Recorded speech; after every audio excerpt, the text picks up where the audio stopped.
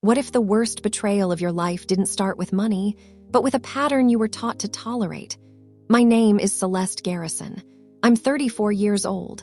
Most people think my parents selling my home happened suddenly. It didn't. It started years earlier, inside small, ordinary moments that quietly taught me my role in the family. I was the dependable daughter. My older sister, Amara, was the protected one. No labels, no announcements, just decisions that always leaned in her direction. When I was 8, I begged for a bicycle. On my birthday, I finally got one, pink, simple, perfect. I rode it twice before Amara decided she liked mine more. She cried, loud. Dramatic, said hers didn't fit her vibe. My parents didn't argue. They took my bike and handed it to her. Celeste, you're older, don't be selfish. I remember standing in the driveway, hands empty, heat rising behind my eyes. It was my birthday, but I learned something permanent. Being mature meant losing quietly. By 12, I had straight A's, perfect scores, perfect attendance. Silence. Amara barely passed. She got speeches about creativity and pressure. Tutors, encouragement, protection. I started shrinking my wins because celebrating alone felt embarrassing.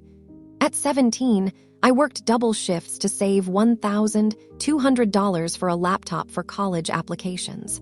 The day after I bought it, I came home and found Amara using it. She had already ruined her third expensive computer that year. When I protested, my father called me selfish. My mother said Amara needed it right now. So I used an outdated desktop that froze every 20 minutes, rewriting essays again and again while she streamed shows on my screen. Then she got caught shoplifting. She blamed me. I was at debate club, didn't matter. I got punished. She didn't. That became the family formula. Amara wanted something. I hesitated. My parents pressured. I surrendered. Through college, I worked 30 hours a week to survive. Rent, food, books. Amara went to a private university, fully funded, apartment paid, car included. I told myself I'd outgrow it, build stability, leave the pattern behind. And eventually I did, just not in the way they expected. Because favoritism doesn't fade with age. It follows you into contracts, into property, into signatures, and one day it erases your name from what you thought was yours. I thought adulthood meant independence. Then my key stopped working. Ever notice how success doesn't stop family pressure? It just raises the price. By my early 30s, I had done everything right. Long hours, smart risks, no shortcuts. I built my career in tech from the ground up and became a branch director, earning more than I ever imagined. For the first time, stability didn't feel fragile. It felt locked in, earned. I bought a home in New York City. I bought my dream car. Not to impress anyone, just to finally own something no one could take. That's what I believed. Amara had reintroduced herself to the world. Entrepreneur, visionary, future mogul. Every few months, a new plan, a new pitch, a new urgent call, a cafe startup. My parents called nightly until I helped. I stared at the transfer screen for 10 full minutes before sending $25,000. It closed in 9 months. A condo renovation flip. Another can't-miss opportunity. $40,000 disappeared after foundation damage she never inspected. Then a boutique retail store. $20,000 gone because she got bored of operations. Each time, repayment was promised. Each time, timelines blurred. Conversations shifted. Responsibility evaporated. Family supports each other, my mother would say. What she meant was simple. I fund. Amara experiments. And somehow, hesitation still made me the selfish one. I kept telling myself it was temporary, that eventually failure would teach what advice couldn't. But mistakes never seemed to cost her. They just invoiced me. Then came the opportunity that changed everything. My company expanded into Canada. I was chosen to launch the Toronto branch, an assignment most executives wait years for. Bigger role, international scope, real authority. The cost, 80-hour weeks, takeout containers stacking up, running on caffeine and deadlines. I said yes without hesitation. I wanted distance, focus, clean air. For 6 months, I built that office from nothing and pushed it into profit ahead of schedule. Exhausting, precise, worth it. On the flight home, I replayed every milestone: the opening day, the first major client, the team that trusted me to lead. I thought I was returning to the life I had secured. The taxi turned onto my street. Something felt off. Too quiet, too still. Then I saw it. My car wasn't in the driveway, and that was only the first thing missing. Have you ever felt something was wrong before you knew why? The taxi pulled away. I stood on the sidewalk, staring at the empty space where my car should have been. I told myself it was nothing. Borrowed, towed, moved. I walked to my front door and slid in my key. It didn't fit. I tried again. Slower, careful, nothing. A cold stillness settled in. I knocked. Footsteps. The door opened. A woman I'd never seen looked at me like I had the wrong address. "Yes, I think you're in my house," I said. She frowned. "We bought this place months ago." Months, the word hung in the air. "There's a mistake," I said. "I own this home." She returned with documents. Stamped. Signed, recorded, her name on the deed. "Not mine. How long?" I asked. "Almost 5 months." I'd been gone 6, and suddenly every overly sweet call from my mother made sense. They weren't checking on me. They were checking the timeline. I stepped back onto the sidewalk. No argument, no scene, just one clear thought: property doesn't transfer by accident. Sales don't close by accident. Ownership doesn't change by accident. Planning leaves a trail. And my family had left one. I called a taxi. There was only one place to go: my parents' house.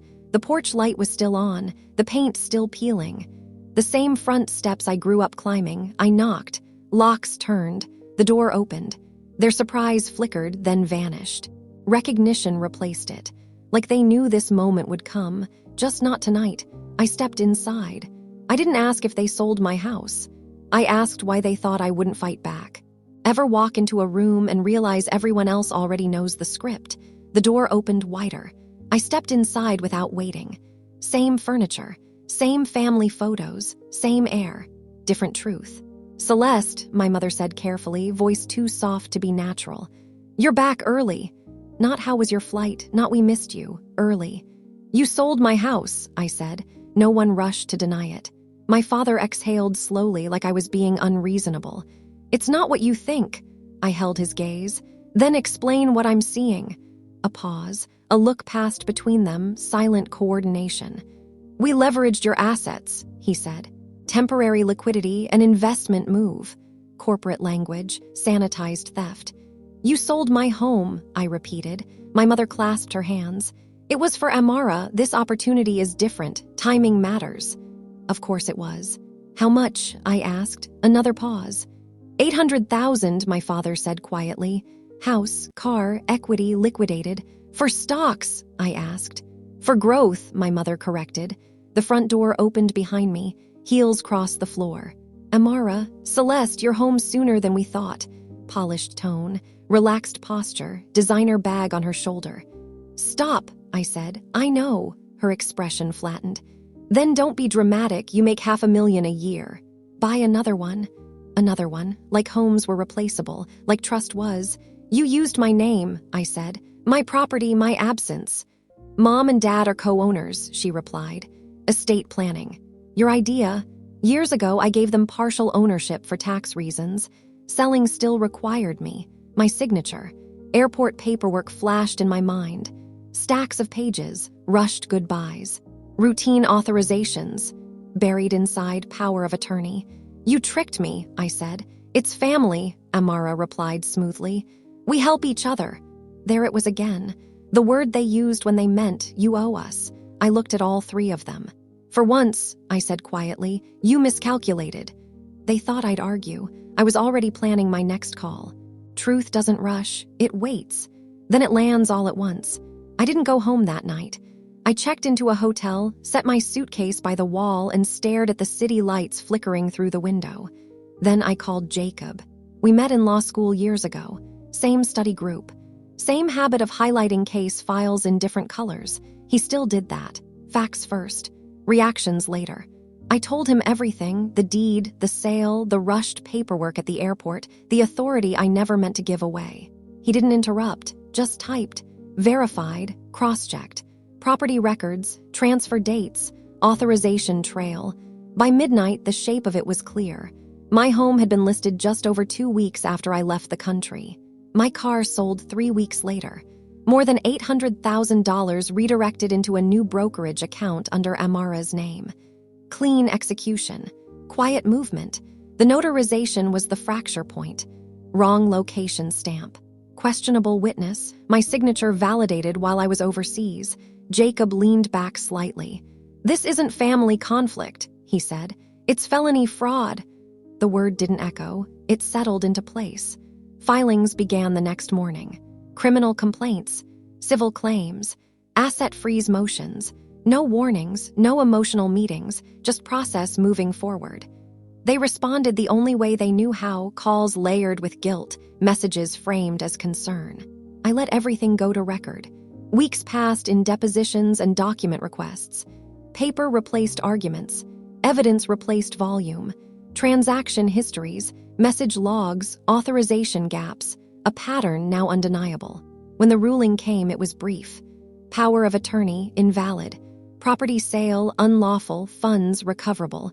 Restitution ordered, assets seized. And just like that, it was over. No speeches. No eye contact across courtrooms.